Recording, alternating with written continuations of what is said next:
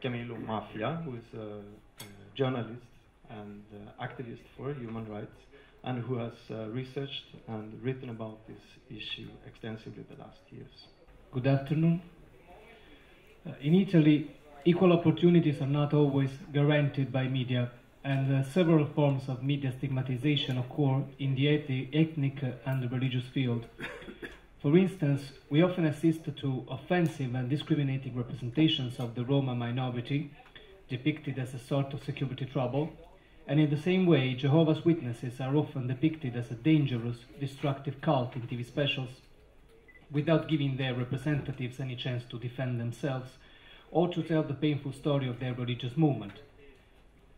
Even the deportation by the Nazis of both minorities is not acknowledged.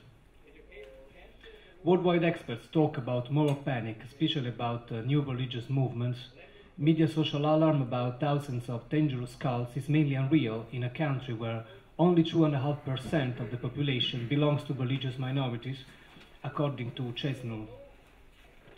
This moral panic is mainly spread by the media, like the moral panic about Islam spread after the 9/11 tragedy, which luckily faded due to the absence of new terroristic attacks that the Western world feared in those years, although forms of media stigmatization still interest the Islam minority in our country. This kind of disparity of treatment is harmful for religious human rights and for the cohabitation and inclusion of religious minorities, as well as for freedom of conscience.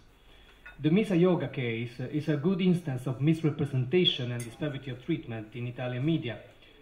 What Italian public opinion knows about this incident is that a religious movement, Misa Yoga, broke into the news after the intervention of the Florence substitute prosecutor Angela Pietroiusti, who started a penal proceeding and initiated a broad police action against Misa. At the dawn of 6th of December 2012, the operating team, in collaboration with Florence Anti-Cult Police Department, broke into the private houses of 25 Italian citizens and foreign residents in Italy, connected in various fashions to the school of yoga affiliated to Misa from Romania, and even in the private houses of family members and friends. Of those, 18 are still investigated, while the others were considered people informed of the facts. Charges against them are criminal conspiracy, prostitution, pornography, enslavement, and sexual violence. Press omitted the following facts about the controversial side of these investigations. In 2005, Misa's founder, Gregorian Bivolaru, asked for and obtained political asylum at Sweden. Stockholm Court rejected the query of extradition by Romania government since he would not have received an equal process in Romania. In 2010, he was acquitted in Romania from all the accusations, the same that Pietroiusti is now supposing, in first grade and even in appeal. In 2011, he won a dispute where it has been acknowledged that he has been a political persecuted in the years of communist regime of Ceausescu. And in 2012, various Europarlament members asked for clarifications at Romanian Justice Minister, and the Europarlament Italian member Rita Borsellino presented an interrogation at European Parliament on question regarding the ongoing process in front of Romanian cassation.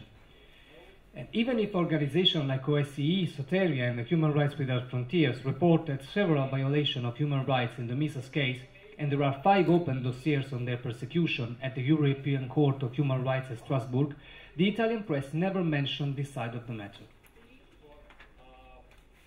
After many unfounded investigations brought on by the Anti-Cult Police Department, members of parliament and experts began to pose several questions about the work and the existence of this special team and the choice of its referents, who are mainly Fekris anti-cult associations and even Catholic religious groups. Necessity, costs, operations, and even constitutionality of this department, as well as its compatibility with European recommendations and standards, have been the subject of political and academic debates. 3 parliament interpellations have been presented to former governments who never answered. But the high-pitched debate about the Anti-Cult Police Department, as well as the parliament interpellations about it, has never been reported by media. Facts show a scenery that doesn't match the picturesque representation of cult panorama in our country. Nowadays, not a single dangerous cult in the history of Italian trials has ever been discovered, nor a case in the religious field where the behavior of a member could have been extended to the entire religious group, nor even a case where the religious group ordered or covered crimes committed by some of their members. with the only exception of the covering of sex abuses on children in the Catholic Church, which has never been described as an abusive cult by the media, however. Italian anti-sex police department closely cooperates with FECRIS associations who have a radical point of view in the matter of cults and have raised several trial cases who turned out to be unfounded.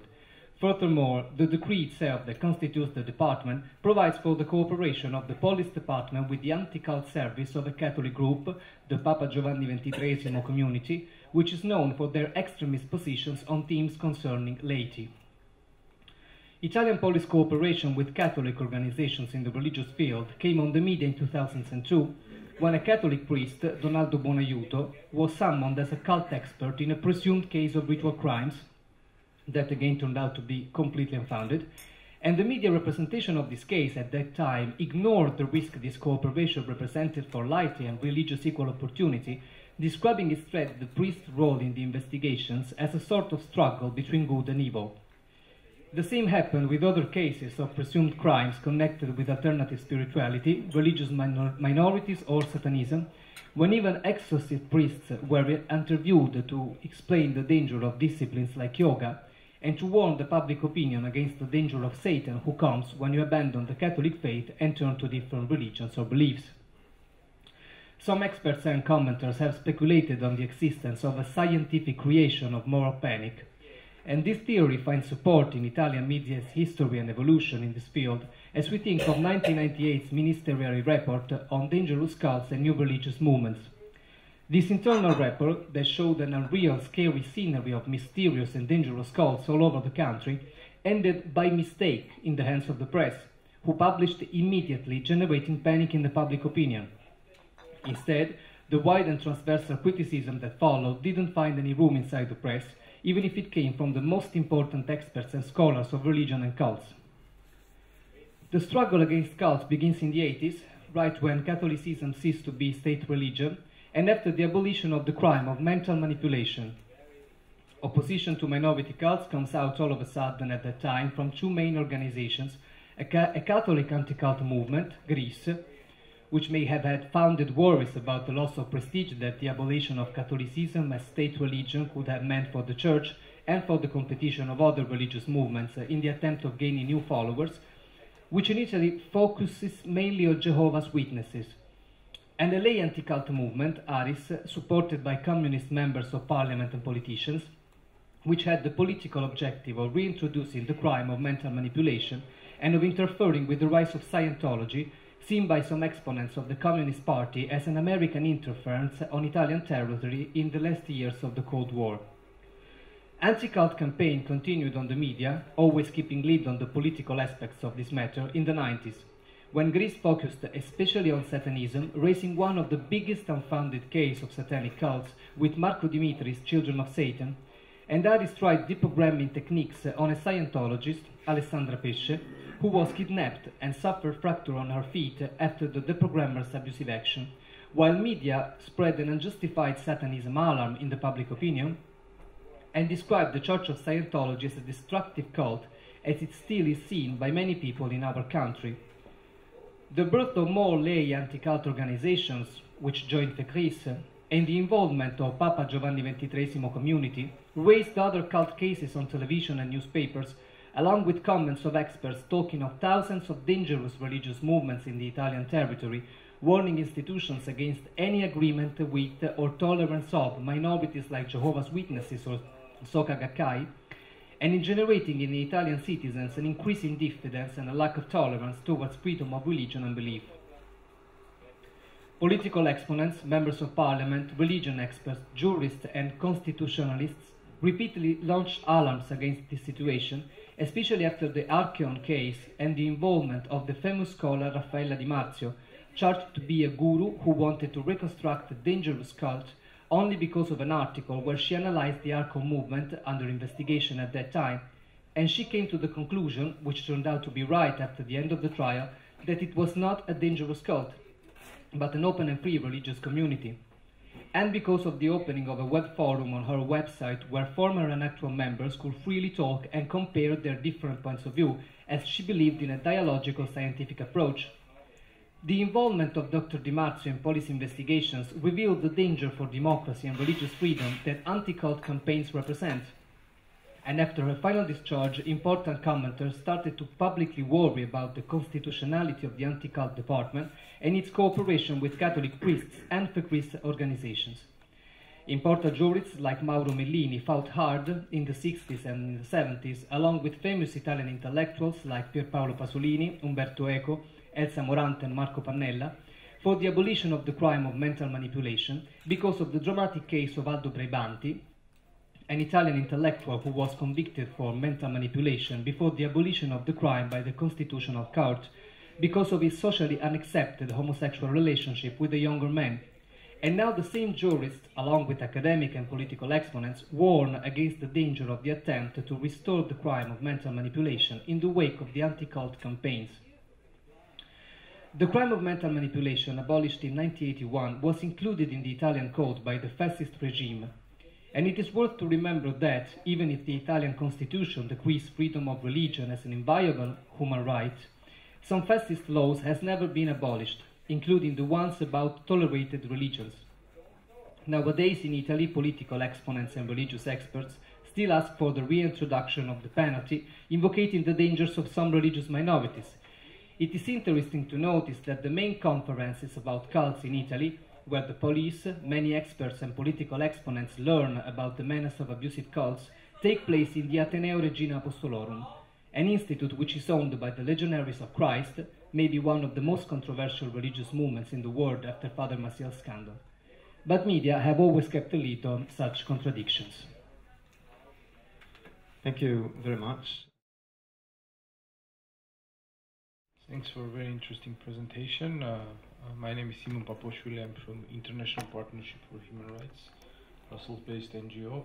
I wonder if you could elaborate a bit more, because you hinted in your presentation that there are some links between what Vatican does and the anti-sect movements. I would be interested to hear more if there is any evidence of in what way they're engaged, and is it funding, or is it, what is it, how do they support the Vatican, the anti-sect movement? Yes, thank you, because it is important to precise that the policy of the Vatican and the Catholic Church is of tolerance and religious dialogue. I only had to mention some Catholic groups which do not represent, in my opinion, the policy of the Catholic Church. And these groups, like this Papa Giovanni XXIII community, they are the main reference of the anti-cult department in Italy. But I can't say that they represent in any way the policy of the Vatican. My name is Peter Zöhr. I'm the Secretary General of Forum for Religious Freedom Europe, based in Vienna. Last year, in Italy, an observatory on religious freedom was established, right? Massimo Introvigne was, he is the head of that, as I understand, and we were quite impressed. Italy going a good course, but how is this happening now? Is there some contradiction? I would like you to elaborate on this. I can't see any contradictions, in my opinion, because I know well the policy of Massimo Introvigne. It depends by by which point of view you're looking at the subject, because when he talks about the worldwide situation, Italy is in a very good situation. For instance, the crime of mental manipulation does not exist anymore in our country. In France it does exist. So what happens in our country, luckily, is very far from what happens in Nigeria when we talk about religious freedom. And he needs to be very objective about that. But when we talk about the specific problem of the anti-cult department of police, I believe Introvigne says the same things that he has the same concerns.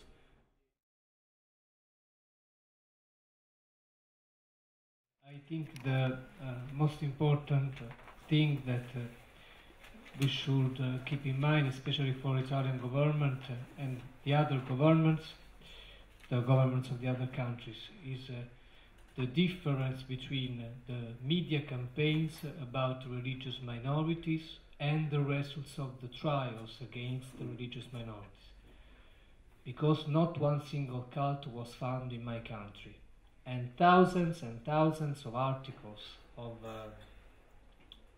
television specials are made about cults. So people is allowed to think that it is my country is full of dangerous sects who wants to hurt people, and they think they have a good reason to fear these minorities, and especially some minorities like the one we quoted.